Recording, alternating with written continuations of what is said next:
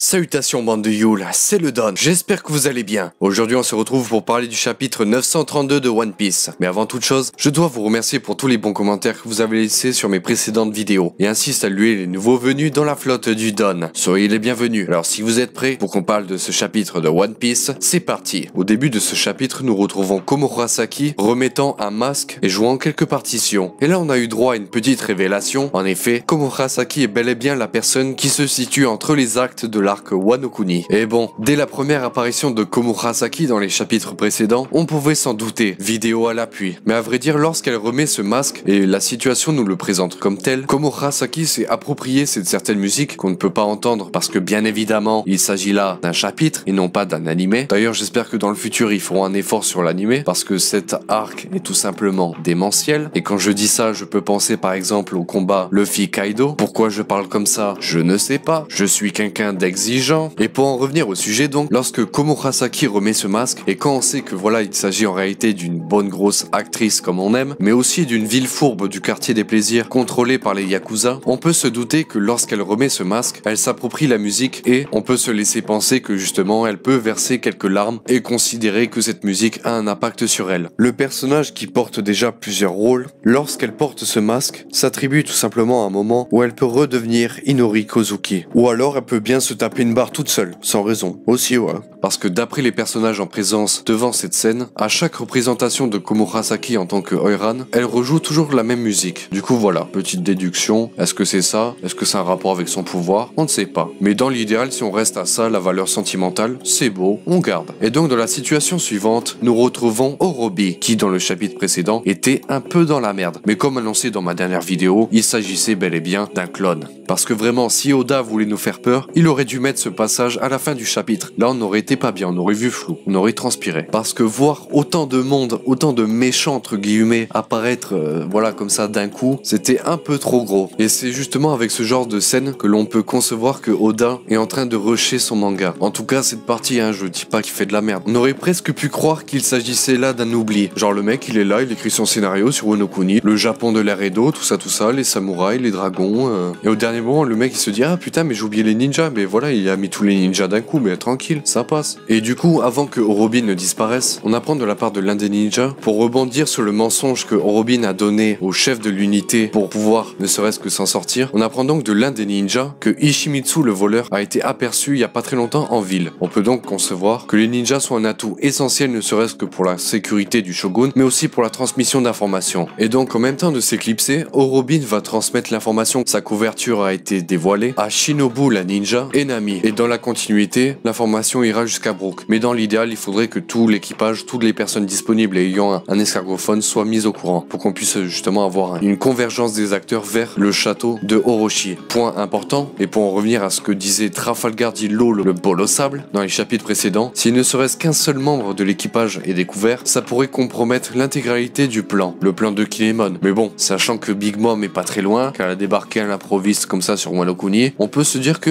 c'est tendu, c'est un petit peu tendu. Il ne manquerait plus qu'elle sente la bouffe du palais d'Orochi jusqu'à Sinarine à l'autre bout de la région de Kuri pour débarquer à l'improviste et partir en apothéose. Là, ce serait magnifique. Mais ça a peu de chance d'arriver, enfin j'espère. Le but étant que Orobin et les autres restent en sécurité. À remarquer aussi qu'on a enfin eu un aperçu de ce que faisait Brook. Bon, on savait déjà que le mec avait pour mission de récupérer des vivres, mais étant donné voilà ses capacités spirituelles et son efficacité en ce qui concerne l'espionnage, c'est un petit peu rabaissant quand on voit le rôle qui lui a été donné dans le plan de Kinemon. Mais dans tous les cas, s'il est dans le palais de Orochi, il constitue en soi un renfort suffisant. Et pour en revenir à Orobi, elle va tout simplement se réintroduire dans le banquet parmi les geishas pour ne pas se faire repérer par les ninjas qui eux ont été redispersés dans le château. Elle s'est peut-être fait repérer, mais tant bien que mal, autant finir la mission. Et donc dans ce banquet, de nombreuses informations intéressantes vont être dévoilées. Parmi les acteurs principaux, il y a bien évidemment Orobi, il y a Komurasaki, il y a le shogun, mais il y a aussi Kiyoshiro le mafieux, qui ce dernier va profiter de la fête pour boire un petit coup, mais aussi pour bien paraître. Komurasaki venant tout simplement de l'un de ces quartiers des plaisirs et étant aussi la personne au centre de l'attention à ce fameux banquet, ce sera l'occasion pour le Yakuza de tenir des propos bien valorisants. Mais bien évidemment, vous avez vu la miniature, vous avez vu le titre de la vidéo, je pense bel et bien qu'il s'agit là d'une façade. En l'occurrence, j'ai déjà théorisé sur les potentielles intentions de Kiyoshiro à renverser le pouvoir du shogun. Et j'avais aussi prédit, voilà, petit coup d'avance, que si Komurasaki est bel et bien Inori Kozuki, c'était le moment parfait pour que les masques tombent et créer un maximum de drama. L'objectif maintenant c'est de développer sur ce point. Mais avant ça, il y a aussi un autre acteur que j'ai oublié de mentionner, Otoko, la suivante de Loiran Komurasaki. Le shogun va s'inviter dans une conversation entre Kyoshiro et un autre membre de l'organisation, prétextant le fait que Kyoshiro parle du fait qu'il ait demandé aux troupes de Kaido d'intervenir dans la capitale des fleurs, donc quand on y pense, contre Sanji et compagnie, manière assez radicale d'agir mais justifiée, car les Yakuza sont solidaires. Bah oui, tant qu'à faire, au lieu d'envoyer ses sbires se faire éclater, autant envoyer les membres d'une autre organisation, celle de Kaido, l'ennemi. Et donc le shogun va rebondir sur cette conversation pour mettre en avant sa politique préventive. Et donc pour éviter de potentielles menaces venant du peuple, il fallait prendre un maximum de mesures pour empêcher justement ce peuple de se défendre ou d'attaquer. Et donc en supprimant l'enseignement des arts martiaux et du maniement des armes et leur distribution, on pourrait penser que la personne en elle-même est parano, mais quand on y pense, c'est une preuve d'intelligence. On pourrait presque faire un parallèle avec Pablo Escobar dans Narcos, qui creusait des galeries sous chacune de ses résidences secondaires. Quand on est l'homme le plus recherché d'un pays, c'est pratique. Et donc le shogun peut bien se vanter d'avoir pris ses précautions, ne peut pas faire de même vis-à-vis de son organisation qui l'entoure. En effet, celui-ci va faire tourner la discussion par rapport à la prophétie de Toki, ce qui va bien amuser les gens autour de lui, mais qui se retiendront de rire pour ne pas le vexer. On constate malheureusement pour le shogun qu'il est entouré de personnes peu dignes de confiance, ce qui n'est pas bon quand on est à la tête d'une organisation. Et quand on préconise le fait que Kyoshiro peut potentiellement vouloir renverser le pouvoir du shogun à son profit, on peut considérer que c'est un point important. Les pires ennemis du shogun ne viennent pas de l'extérieur et donc du peuple, mais bel et bien du groupe qu'il y a autour de lui. Pour ma théorie, je vais faire une corrélation entre différents points qu'on a vus dans les chapitres précédents et qui ont tous un rapport avec Wano Kuni. On a appris grâce à Kinemon, au tout début de l'arc, que l'organisation même du shogun fait partie d'une plus grande, celle de Kaido. Et on considère donc que le shogun et ses sbires sont eux-mêmes les sbires de Kaido. Et donc pour rester sur l'organisation même de Kaido, on a vu par l'intermédiaire de X-Drake dans les mini-aventures entre les chapitres que pour intégrer l'organisation de Kaido, il a dû affronter l'un des membres. Et on devine par la même occasion qu'il a gagné. Donc si cette manière assez radicale d'entrer dans une organisation est tolérée, pourquoi ne pourrait-elle pas être reproduite et par l'intermédiaire des Yakuza, donc Kyoshiro et Loiran Komurasaki. Là bien sûr il n'est pas question de rentrer dans l'organisation, mais de grimper un échelon. Les faibles sont remplacés par les plus forts, CQFD. Et autre point primordial pour cette théorie, lorsque les mafieux de la famille Kyoshiro nous ont été présentés un peu avant justement la baston qui a mené par un concours de circonstances à l'arrivée des hommes de Kaido contre Sanji dans la capitale, l'un des Yakuza a prononcé la phrase suivante: il ne sait pas à qui appartient cette île, en désignant Sanji. C'est donc en toute solidarité envers son boss qui lui accorde une plus grande légitimité que le shogun a régné sur Wano Kuni. Et quand on sait que la première fois que le personnage de Kyoshiro nous a été présenté, il parlait justement de la prophétie de Toki et désignait le shogun Orochi de lâche. C'est donc selon moi un indice suffisant pour montrer l'état d'esprit par rapport au shogun. Shogun qui justement à la fin du chapitre fera ce que j'appelle un aveu de faiblesse, en se transformant grâce au pouvoir du Yamata no Orochi et non pas de l'hydre de Lerne. Tout ça après un concours de circonstances mêlant Otoko, la suivante de Loiran, ayant rigolé pendant que le shogun faisait son discours par rapport à la prophétie de Toki. Et Loiran Komurasaki, mécontente de voir le shogun agresser l'enfant, n'hésitera pas à se dresser contre lui, menant ainsi à la transformation. Robin, toujours pourchassée par les ninjas, va récupérer Otoko et s'enfuir avec. Toutes les autres personnes présentes au banquet vont s'enfuir à cause de la menace. Komurasaki restera stoïque face au shogun transformé et dira, étant fille de guerrier, qu'il n'est pas question de faillir. Bon, elle n'a pas annoncé qu'elle était la fille de Oden, mais ça pourrait ne pas tarder. En tout cas, je l'espère. Et au même moment, Kyoshiro brandira son sabre en disant « ça va être violent ». Si ça, c'est pas du cliffhanger de ouf, je ne sais pas ce que c'est. Tout naturellement, il est de son devoir de protéger Loiran. En plus, le mec est complètement sous, du coup,